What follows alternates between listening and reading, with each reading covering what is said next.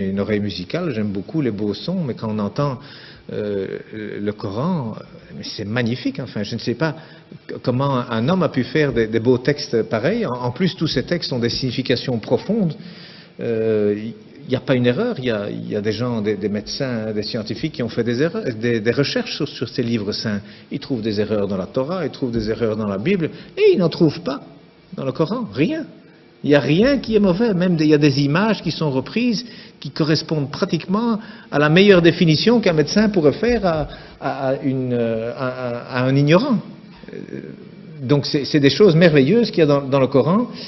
Et en plus, moi j'ai découvert récemment la formule de la beauté, comme on dit, c'est-à-dire qu'aujourd'hui la beauté c'est quelque chose qu'on calcule mathématiquement, hein, donc il y a des formules pour savoir jusqu'où il faut mettre du rouge à lèvres, jusqu'où est-ce qu'il faut épiler les sourcils. Il y a un coin à respecter qui va du coin de la bouche, le long du nez, jusqu'au coin de l'œil et le début du sourcil. Donc ce qu'il y a là, il faut l'enlever, et puis il faut aller du coin de la bouche à l'autre coin de l'œil, jusqu'à l'autre fin de sourcil. Cet angle, il doit être exactement l'angle qui correspond à un rectangle où il y a cette proportion, la beauté mesurée, comme on appelle, que d'ailleurs Fibonacci a découvert lorsque les chiffres romains ont été éliminés et remplacés par les chiffres arabes. Alors, ils viennent d'Inde en réalité, hein, avec le sifr, le zéro, hein, en arabe ça s'appelle le sifr, donc c'est devenu les chiffres plutôt que les nombres.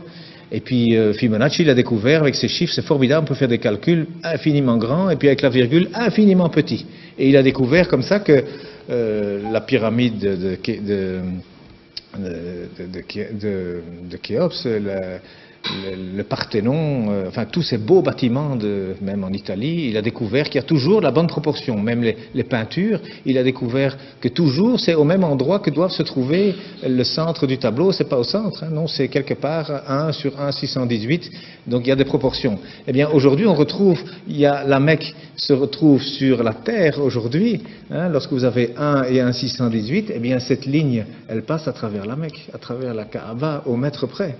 Et la distance entre la Kaaba et le pôle Nord fait 1, et entre la Kaaba et le pôle Sud fait 1,618.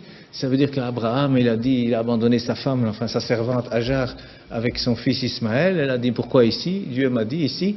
Donc il semble qu'aujourd'hui, c'est par rapport en tout cas, et c'est même lié au village de Greenwich, qui a servi à dessiner la carte de cette terre, hein, parce que le milieu c'est Greenwich.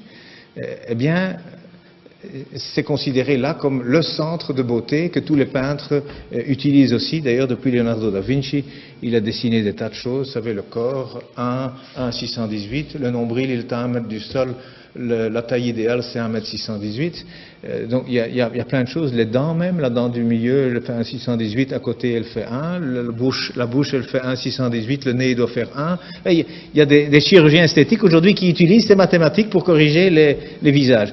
Eh bien, il y a un verset qui contient la Mecque dans le Coran. Hein, eh bien, le verset, il fait 47 lettres, divisé par 1,618, ça fait 29.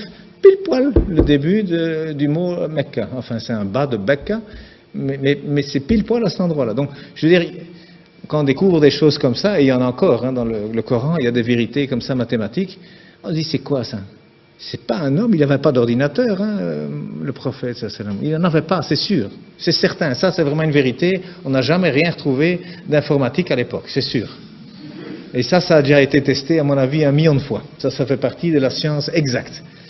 Mais cet homme, d'où est-ce qu'il a cherché ce texte? Il y a plein de choses comme ça.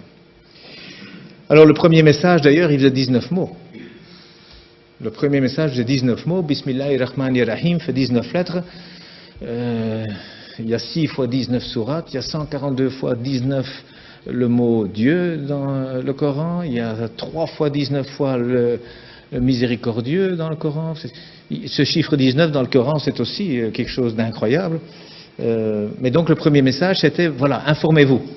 Au lieu d'interpréter, d'abord le savoir. D'abord savoir de quoi on parle. Et le dernier message du prophète, dont on dit qu'il est mauvais pour les femmes, eh bien, il a dit, soignez vos femmes, et pour la prière, ne l'abandonnez pas. Alors, moi je dis, une religion où le premier message et le dernier message sont ainsi, je ne vois pas très bien ce qu'on doit craindre. Donc,